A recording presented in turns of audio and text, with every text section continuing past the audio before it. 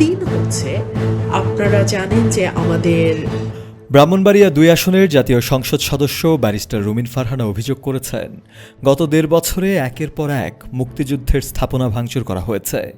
তিনি বলেন, বাংলাদেশে কোনো সময়ই এমন মব কালচার ছিল না। অন্তর্বর্তী সরকারের সময়ে প্রতিষ্ঠিত রাষ্ট্রীয় পৃষ্ঠপোষকতায় মব কালচার প্রতিষ্ঠিত করা হয়েছে। গত 1.5 বছর একটার পর একটা মুক্তিযুদ্ধের স্থাপনা ভাঙা হয়েছে। একমাত্র স্মার্ট সিটি বসুন্ধরা, আধুনিকতায় এক ধাপ এগিয়ে। তিনি আরও বলেন, আমরা দেখেছি মুক্তিযোদ্ধাদের গলায় জুতোর মালা পরানো হয়েছে। জাতি হিসেবে এটা আমাদের জন্য লজ্জার। আমাদের লড়াই কিন্তু এখনও শেষ হয়ে যায়নি। স্বাধীনতা দিবস উপলক্ষে ব্রাহ্মণবাড়িয়ার আশুগঞ্জে আয়োজিত বীর মুক্তিযোদ্ধাদের সংবর্ধনা অনুষ্ঠানে প্রধান অতিথির বক্তব্যে এসব কথা বলেন তিনি।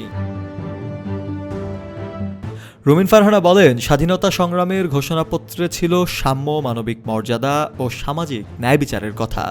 কিন্তু স্বাধীনতার 55 বছর পর যখন এর হিসাব মিলাতে যাই, তখন এসবের কিছুতেই মিল পাই না।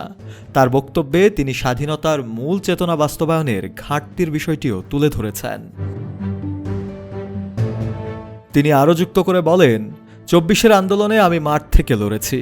আমি মুক্তিযোদ্ধা পরিবারের সন্তান। ভাষা আন্দোলনের প্রধান নায়ক আমার বাবা অলি আহমেদ। আমি ওই পরিবারের সন্তান হিসেবে বলতে চাই, কোনো কিছুর সঙ্গেই স্বাধীনতা সংগ্রামকে মেলানো যাবে না। শফেল মাওলা, কালের কণ্ঠ।